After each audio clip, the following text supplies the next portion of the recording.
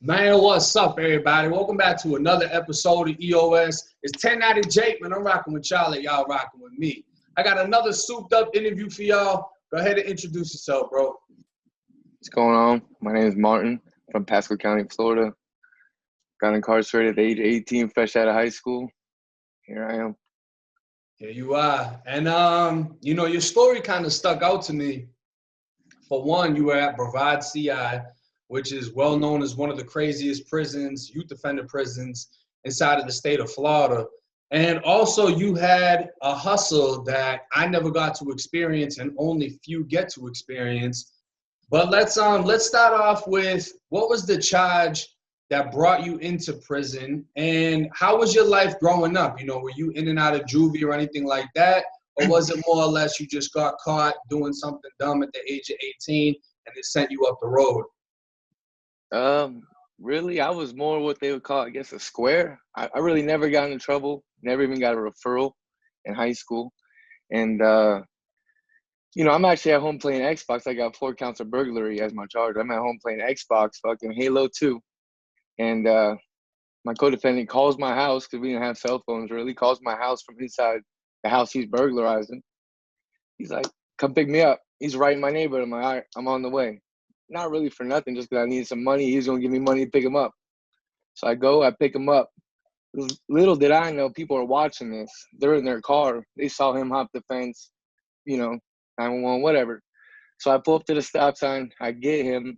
He hops in. We dip out. Cars following us, racing, following us. They peel off. I'm like, okay, we're good. Don't stress nothing. We're not good. Obviously they saw everything. They got my license plate. That's a wrap. Got picked up about 2 weeks later, 4 counts of fucking burglary, because I guess he hit multiple houses. I got charged with all of them. So you were charged with houses that he was hitting. It wasn't even anything that you were actually participating in other than just picking them up.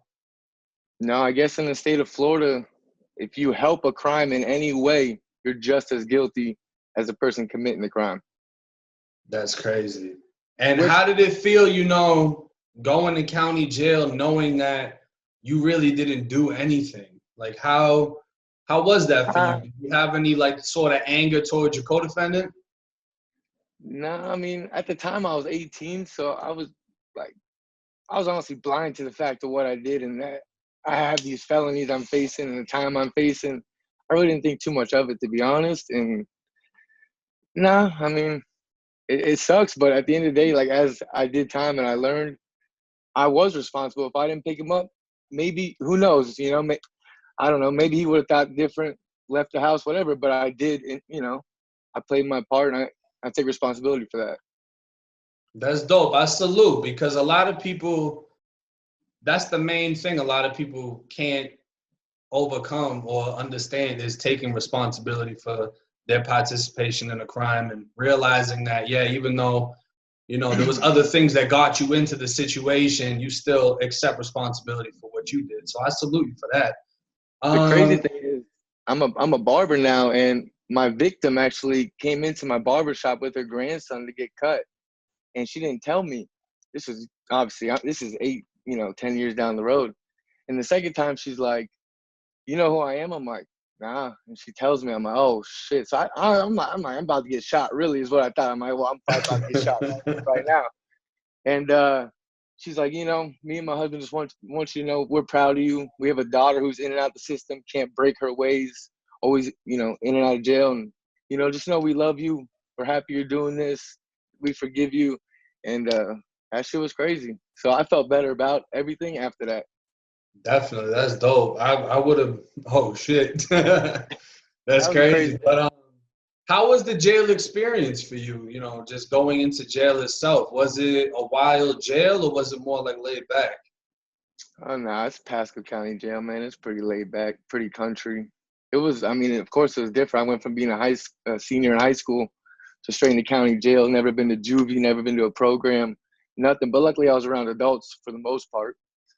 So they were kind of filling me in on game, telling me what was going to happen, shit like that. And once you found out, you're sentenced to prison, how much prison time did you do, by the way? 36 months. 36, so you got 3 years. How was that for you, being that, it's your first time experiencing jail, and now you're going to go to prison? Because I'm sure as you're in the dorm with these older guys, they're starting to tell you what to expect. Yeah, absolutely. I mean, they told me you're going to JIT camp, but me, I was a little bigger, a little older when I finally got arrested because I was on the run for a little bit in between. And I was praying I didn't go to Brevard, honestly, because that's all you hear. You hear, boy, you don't want to go to Brevard. You don't want to go to Brevard. I'm like, yeah, you're right. I damn sure don't. So I was praying I went to the adult side. I got to CFRC. I was praying. I was not lucky. And how was that whole experience in itself? Once you get the red hat, you got to memorize the extended day creed, and then you get put in the H-dorm. That shit is terrifying, honestly. I'm lucky enough I didn't get my red hat to the very end of orientation because my name was off the list or something. They had to add me on there. But they gave me a size 11 shoe and a size 14 shoe, and they told me to run to my dorm. That was my introduction to prison. I was like, this shit's crazy. And then, you walk into H-dorm, and that's just fucking people looking at you, especially being white. They saying hella shit. Yeah. And did you have to, fight off RIP, TOH, and all that, or? Oh, fuck. My first fucking encounter, we go to chow that night, and I can't march because I'm not going to lie. I had no rhythm, stiff-ass white kid. I grew up wrestling, and we go to march, and I'm already getting fucking bitched at because I can't march. They're on my ass already. So I eat chow. I head back to the dorm. As I'm walking into H2, my whole dorm's doing push-ups. I'm like, oh, shit. So the officer's like, all right, he's here now. Y'all could get up. Because I guess I marched back with the wrong dorm. So, until I came in and the whole dorm was there, they had to do PT. So, all right, he's like, all right, y'all good. So then, the little head or whatever, he walks by me. He's like, you know how to fight, JIT? I'm just like, I guess we're going to find out because, fuck. Obviously, y'all pissed off. So nothing happens that night. I go to sleep. I wake up. It's like 1 a.m. The SEALs are screaming my cell over the loud-ass intercom. Like, 212, 212. So I go down there because I was by myself. And like, pack your shit. We're moving your cell. I'm like, oh, okay. So they move me down. They move me down to on the bottom floor with this big brawling dude. Monster. He just came from Brevard. I was like, oh, sheesh. All right. So I feel like they're setting me up. The CEOs knew what they were doing. They were setting me the fuck up. Yeah. So I go in there. Dude has a cane because he just got poked or something. Like, he was hurt.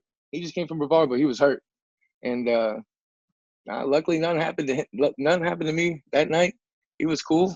And I got moved back up to my cell the next day. And that's when they came in with the mop bucket and gave me a little TOH, but wasn't nothing major. I'm like I said, I grew up wrestling. So once I boomed one on their head and they call him clean break and I ain't clean breaking, they just leave the room.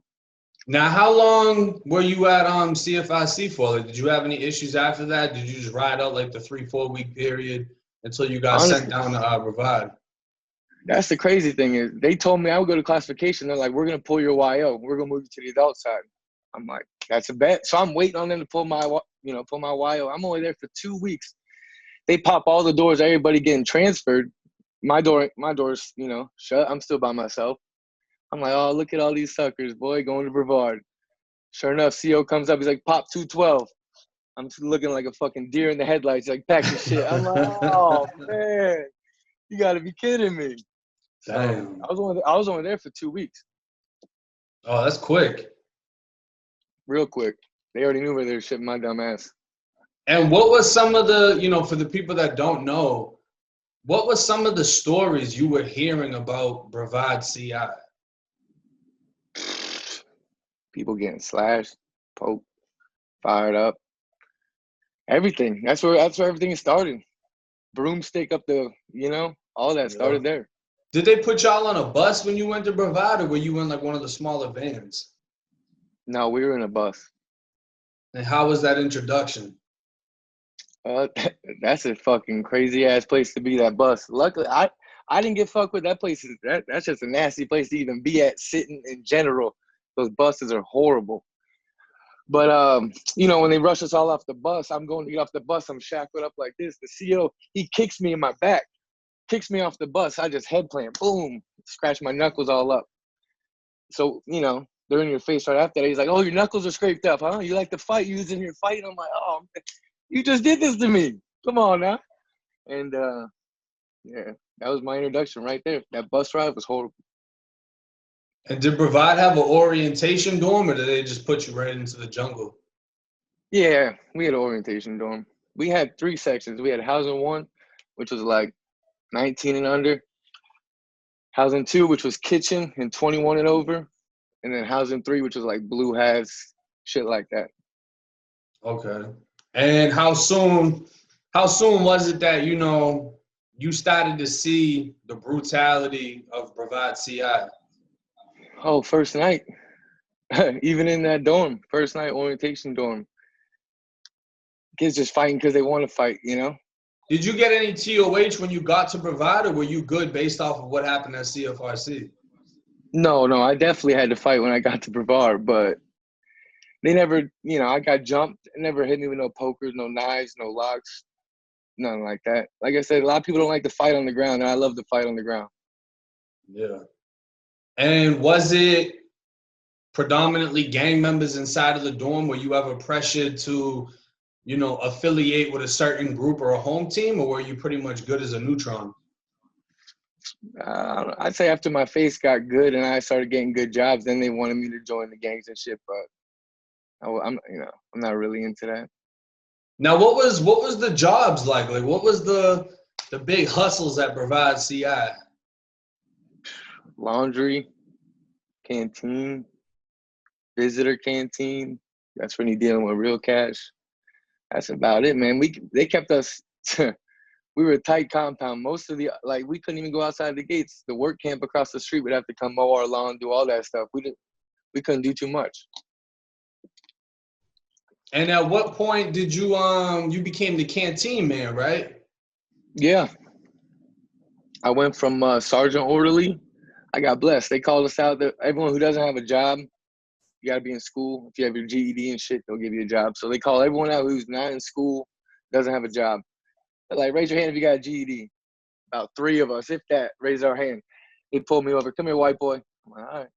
You want to be a sergeant orderly? I'm like, sure. I don't even know what that is. Like I said, I'm shell shocked still. I've never even been to no shit like this in my life. Yeah, whatever. Sounds good. Let's do it. So I got in with that job. And then, you know, once they moved me over to the blue hat dorm, I went with my boy KK and became a confinement orderly. And that's where I saw some real brutal ass shit, honestly. If anyone says confinement is sweet, that shit is not sweet. And once I became a confinement orderly, the officer in our dorm, she was fucked up about me. And she held mad pull on that compound. And the canteen job opened up. She's like, you want it? I'm like, who better for that job than a Jew? Come on now. That's me. So she used her face. She got me the job. And then my mom didn't really, she did what she could with money, but she wasn't sending too much. So I had to make the best of this, and I hustled the fuck out of canteen. What type of things were you able to pull off? Because all I know about is, you know, people charging to do certain things or get certain things, putting things aside for people. And one of the big things that was happening was people would get their IDs stolen if they had money on it, and someone would go and swipe their ID in the canteen line. They'd pay off the canteen man and basically drain someone's account. What were some of the major ways you were able to make money as the canteen man? Well, sometimes they not sometimes. Normally, these officers would limit the canteen to $5, $10. They don't let these people hit for a week. So yeah, they come up. They're trying to double swipe. They're trying to swipe their Jizzles card. They're trying to do it all. And for that to happen, which I'd say normally, because my homie who's right next to me, we have a slit in the wall. So we just pass the car right over there.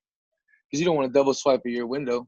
You swipe at my window and in his window. That way it doesn't come up on the sheet one after another. Yeah. And $15 extra swipe. We do that about 6-7 times a dorm. I went from state trays and confinement, because they order us a bunch of state trays to eat a lot, to all the canteen I could imagine. Damn, that's crazy. And what was some of the things, you know, that you were seeing before this job when you were working in confinement? Two things that really stuck with me. One of them was because it was mainly Bloods, Zoes. Hang on, your phone cut off. Yeah, I had four of them. All right. It was mainly Bloods, Zoes, and Kings. I was about it on that compound. There was a couple GDs, one or two Crips, but there wasn't many. And this Blood and this Zoe were locked into confinement together, and I guess their gangs were beefing at the time. And for about 3 days straight, these boys were just going at it every single day. So eventually, one of them gets on the glass. I don't remember which one it is, but his shit was – he had no teeth. His shit was fucked up. So, yeah, he had to tell the officer. And as he's telling him, he's feeding us out a sheet as the orderlies, and it's just fucking a red sheet, just fucking blood pouring out. I don't know what happened to that guy, but he definitely got his whole face ruined. And then another time, I wasn't even an orderly when this one happened. I was serving canteen in Y dorm, which was like the confinement for DC confinement. It was hell of hell. And this white boy was getting extorted for his tray. And I guess he had enough, so he tried to fight dude, and that didn't go well. And the dude was on top of him, just beating his ass. And the white boy, he like reached up with his neck and bit his testicle off. Damn. Yeah, so that's already, you're already like, damn, that hurts, okay? So now on top of that, they come over, they hit him with the Black Jesus in the cell. Oof. So I've never heard nobody scream like that man screamed that day. I don't know what happened to him either. But that shit was vicious. Yeah, that's nasty. I've never heard anything like that. He bit it off. He did what he felt he had to do, but that shit was vicious. And, being that you were unaffiliated, because I've known a few white people that have gone to prison unaffiliated and have seen whites being extorted or preyed upon, and that played a major role in them joining certain organizations. Did that ever make you feel that you wanted to be a part of any organization, specifically the ones that generally carry, like, I don't know, Nazi banners and everything like that, or just a white group in itself? Well, I knew I could never – those were never my people because I'm Jewish. So, I knew a Jewish kid that had a swastika on him at something CI, as crazy as that sounds. Well, that wasn't going to be me, all right? So going into it, I already knew there's no one really I could click with. So, I mean, like I said, once I started getting faced, and they want the Canteen Man on their team. They want the confinement orderly on their team. Then they're coming at me, but, I was cool with them. Because as a Canteen Man, you're able to just roam the compound freely throughout the day, unless you're lunchtime canteen, dinner time canteen. So I'm out at rec. I'm able to hustle. In the canteen, we're the only people who have contact with adult camp, because the work camp, that's what brings us our canteen. Yeah. So, it's closed now, but that's how a lot of shit used to fly through, was come through the work camp through our canteen. Okay. So you had your hands on pretty much everything at that point. Yeah, I mean, we didn't have phones like they have now, but we had, flicks, weed, shit like that. Tobacco was still in there. Like, we had Newports in our cage, so that wasn't an issue. But anything we wanted, really, whatever the adult camp had, we could have. That's crazy. And did you do your whole bid at Brevard CI, or did you get sent off to any other prisons? No, I went from Brevard. I was there till it closed. And I went to work release up in Jacksonville. I don't know why they sent me to Jacksonville, but I fucked up there in like 3 weeks. And I went to Baker, sat in the box by myself 60 days. And then they shipped me to Lake City for like 7 months. Ooh, how was the difference between Brevard and Lake City? Yeah, man, it's different. I definitely I was mad at classification for even sending me to Brevard. They tried me. I felt played. I felt like they knew what they were doing. But Lake City's it's a hotel. They got flat screen TVs, real hamburgers. Like, if you have to do time, it's a good place to do it. As bad as that sounds. So, complete opposite from Brevard. How was, I'm guessing there was no TOHs at Lake City. It was more or less you just good? Yeah, no. I mean, I knew so many people from Brevard once I got there, that wasn't even a problem. But they're not really on that shit over there. Like, they're not really on TOH in Lake City. Not when I was there, at least. I can only speak on that. I was only there for 7 months. And I became a confinement orderly there too. In there, yeah, maybe they're extorting in there. I can speak on that. What, in confinement at Lake City? Yeah, I got called down for an internal investigation because one dude was getting extorted so hard in there. He was having to lick the toilet clean, like crazy shit. And was there any, because I'm sure at Brevard, like you said, how you got kicked off of the bus, the guards were a little bit more on you. How were the guards at Lake City? Like, what do you think it is that just makes the whole vibe of the compound different, even though you're taking people from Brevard, which is a savage camp, and then putting them in a better camp, and everyone seems to just have the understanding that, okay, we're not going to live like that. What do you think it is that makes everyone like that? Man, shit, I don't know. The COs for sure, Brevard will kill you.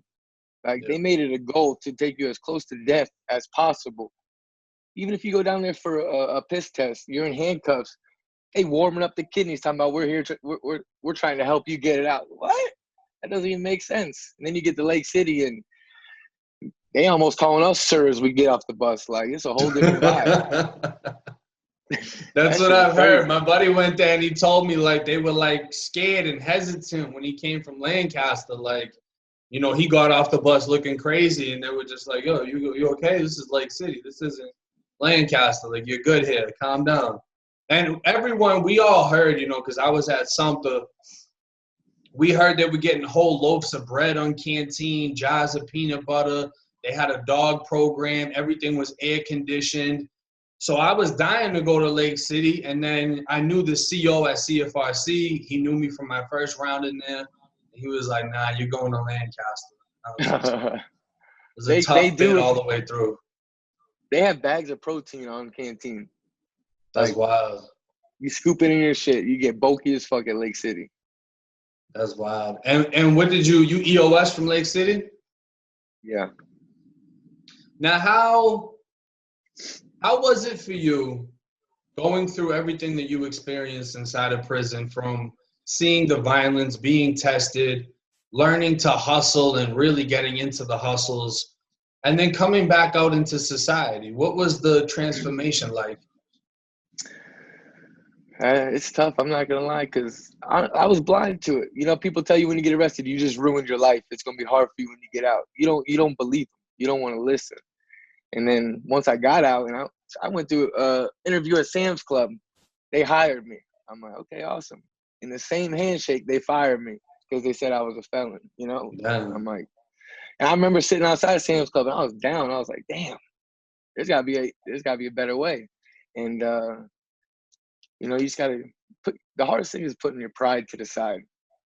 You might see somebody with some big rims, flashy shit, and you're like, I want that, but you gotta start with the smallest Lego and stack it on top and get to where you want to go, because we're already starting from way behind being felons. They don't want us. They want us back in there. I know this because I've tried to reach out and try to help people inside. I've offered haircuts for well-behaved juvenile, inmates and shit like that. Let me go in there and talk to them. They don't want to hear it. They'd rather us reoffend than us do well out here. Exactly. And at what point was it that you got into cutting hair, barber school, everything like that? Shit, man, I cut lawns for 5 years out here in Florida under this heat. And I was like, there's got to be a better way. So I looked into what, careers are good for felons, and barbering became one. I have a buddy who owns a barber shop. He's like, you go through school? I got you. I busted out school, graduated 2 months early. I've been in the shop ever since. Damn, that's awesome. I read a post recently. I don't know how true it is, but how many hours, if you remember, does it take to become a barber? No, that's a true post. I know what post you're talking about, and it's 1,200 down here, and it's a very true post, man. You're talking about how cops only have half the amount of hours we do, right? Exactly. Yeah, cops are like 800 or 700 hours versus a barber is double that. That's insane to me, because barbers aren't killing people, but cops are killing people. You would think that they need a little bit more training. You know what I mean? Yeah, it's crazy, man. And I'll never get it. Hopefully they can figure something out, but I doubt it. That shit ain't never gonna change, clearly, because I was in there in 2008. You were just released, pretty recently, and shit's still exactly the same. Yeah. They haven't changed a thing, if not worse. Yeah, it's crazy because now, while I was at Appalachia CI, we heard the rumors that they were shutting down all the youth offender prisons. Lancaster, they turned it into an adult prison after a kid was killed. Sumter CI is still open. Lake City is still open, but the majority of the YOs are just getting sent to adult prisons placed in, youth offender dorms. And it's just as worse because I remember at Appalachia when they shut down the JIT dorm, I would hear the stories about all the white kids that got put in the M and N, which were the two craziest dorms, and they were just getting raped left and right by the adults. Like, they were ready for them to come in. The second a white boy went in the shower, you'd have like 8 to 10 older dudes go in the shower right after them, and it was just a complete mess. How is life for you now, though? I mean, you still cutting hair and everything. You reached out to me, and you were in contact with someone else that I interviewed, and you were giving them a lot of advice and words of wisdom. Is that something that you still actively do, or try to give people insight and, motivate other felons to find success? Yeah, I mean, I personally don't know too many around me. Like I said, I try to reach out to the local sheriff's office, stuff like that, and try to get in touch with them.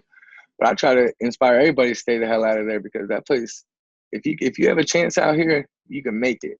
It doesn't matter how hard it is.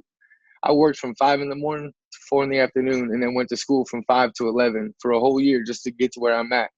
And where I'm at now, life's good. I'm a barber. I travel. I cut, fighters that are in the UFC, fighters that are in bare knuckle boxing. And I'm blessed, man. Every day, I'm just happy to be here. Definitely. That's awesome. Well, hey, I appreciate you coming on, bro. I appreciate you reaching out. If you want to go ahead and shout out your social media, the barbershop, or anything like that, you can definitely do that now. I appreciate it. You can find me Mark10, the barber, on Instagram. And anyone hit me up. I don't care if you think about making a bad decision, anything you feel I'm down, hit me up, man. Let's pick you up. Let's look at all the options you got in life. Let's fix it, because that place ain't the place to be, man. I had a buddy, as soon as I got released, he hit me up. I got a sweet lick. I said no to that sweet lick. He doing 15 mandatory on PRR right now. Damn. Every day you wake up with a left and a right, and that left and a right is going to determine your future. And it's every single day you make a small decision that's going to take you in the right direction. Facts. Well, hey, like I said, I appreciate you coming on, bro. Much respect. You definitely spit out a lot of wisdom, and I hope people reach out to you. I'm gonna have everything linked so people can reach out. And I appreciate it. Stay free and stay safe, bro. Thanks, man. Keep grinding.